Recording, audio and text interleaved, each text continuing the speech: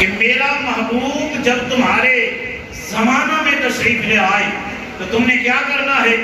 میرے محبوب پر ایمان بھی لانا ہے اور میرے محبوب کی مدد بھی کرنی ہے۔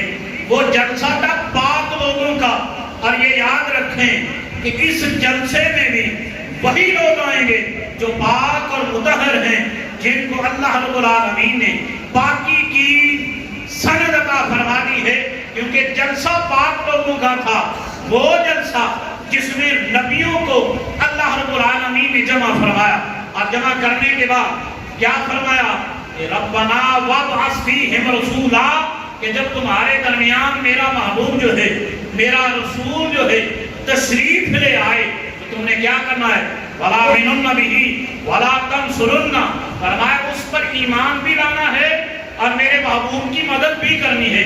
اب اس جلسہ میں یہ اعلان جو ہوا کہ میرے نبی پر ایمان بھی لانا ہے اور میرے نبی کی مدد بھی کرنی ہے، اب سب تھے وہاں نبی، اور اللہ رب العالمین نے ارواح کی دنیا میں جب نبیوں سے یہ وعدہ لیا اور پھر جملہ انسانوں سے یہ وعدہ لیا، تو یہ حکم کن کو تھا؟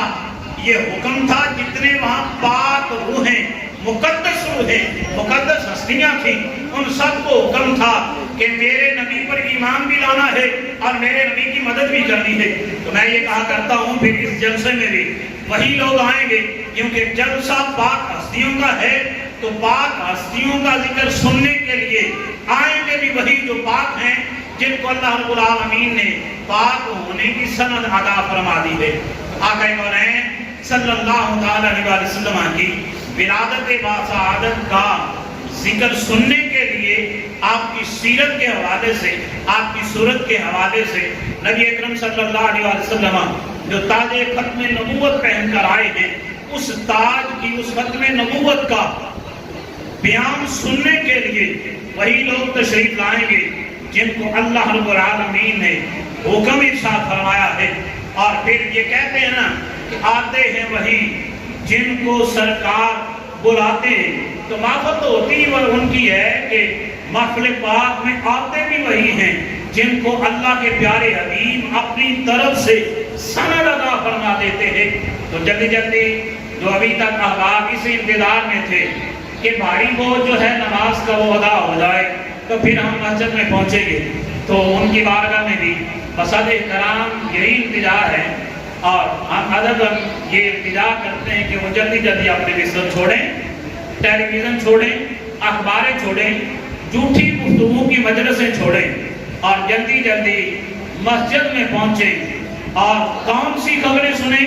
قرآن کی خبریں، جو سچی خبریں ہیں، جو سچی خبریں ہیں، جس جیسی خبر ہے ہی کوئی نہیں، جو کلام ربی ہے اور اترا میرے محبوب کی زبان سے ہے اور میرے محبوب کی زبان حال سے ہی دنیا تک پہنچا ہے، اس قرآن کی باتیں ہوں گی اور محبوب کونین صلی اللہ علیہ وسلم کے فرامین کی باتیں ہوں گی۔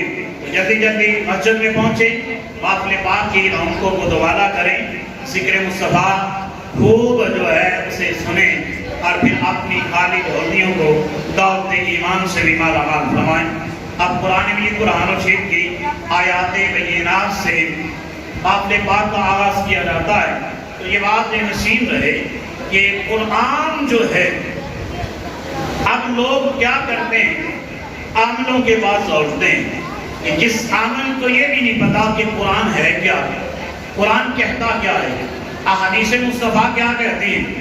اور پھر یاد رہے عاملوں کی بات نہیں، میرے اور آپ کے لجپال آقا جناب حضرت محمد مصطفیٰ صلی اللہ علیہ وسلم پر جب جادو کیا گیا تو اس وقت کیا ہوا تھا؟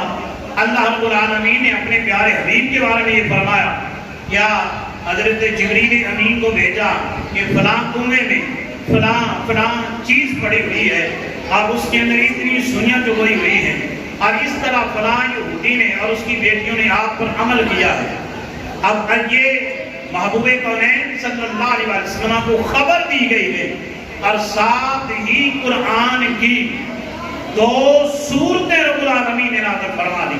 کون کون سی؟ سورۃ الفلق اور سورۃ الناس۔ اب قرآن پڑھا جاتا ہے وہاں پر اللہ رب العالمین کی رحمتوں کا نزول ہوتا ہے۔ جہاں قرآن پڑھا جائے وہاں پر یہ جھوٹی عاملین کے جو نقصان والی چیزیں ہیں وہ بھی حملہ نہیں کر سکتی، کیوں کہ قرآن جہاں پڑھا جاتا ہے وہاں رب العالمین کی رحمتوں کا نزول ہوتا ہے۔ اللہ رب العالمین اپنے نوری ملائکہ کا نزول فرماتا ہے۔ بات چیت کی رشتے مارکا ہے، آقا کونین صلی اللہ علیہ وسلم ایک صحابی ہیں جو عرض کرتے ہیں کہ میں ایک رات تلاوت قرآن کر رہا تھا، کہاں بیٹھ کے؟ اپنے گھر میں۔ میں کیا دیکھتا ہوں کہ اچانک میرے گھوڑے جو ہیں وہ ہنہنانا شروع کر دیتے ہیں، میں تلاوت روک دیتا ہوں اس لیے کہ کہیں ان کے شور کی وجہ سے میں دیکھوں تو صحیح یہ شور کیوں کر رہے ہیں، ان کے شور کی وجہ سے میرے بچے اٹھ جائیں گے، بیدار ہو جائیں گے، میں تلاوت روکتا ہوں، تھوڑی دیر کے لیے میں ادھر جاتا ہوں۔ اب کیا ہوتا ہے، وہ جو گھوڑے شور کر رہے تھے اب وہ خاموش ہو جاتے ہیں۔ فرمایا کہ میں دوبارہ آ کے پھر تلاوت قرآن شروع کرتا ہوں۔ دوبارہ دیکھا، جب تلاوت شروع کی تو دوبارہ پھر پہلے والا ہی کام شروع ہو جاتا ہے۔ دوسری بار پھر تلاوت قرآن روکی کہ اب دیکھوں کہ اب کیوں یہ معاملہ ہو رہا ہے، پھر تلاوت روکی۔ تیسری مرتبہ بھی یہی کام ہوا، پھر سوچا کہ اب کے بعد تلاوت نہیں کروں گا۔ صبح جب ہوگی تو یہ سارا معاملہ نبی اکرم صلی اللہ علیہ وسلم کی بارگاہ میں پیش کروں گا کہ یا رسول اللہ صلی اللہ علیہ وسلم، رات کو میں جب تلاوت کر رہا تھا تو یہ واقعات ہوئے ہیں، یہ معاملہ میرے ساتھ پیش آیا ہے۔ تو سرکار دو عالم صلی اللہ علیہ وسلم کی بارگاہ میں جب صبح صحابی رسول نے یہ بات رکھی، عرض کیا کہ یا رسول اللہ صلی اللہ علیہ وسلم،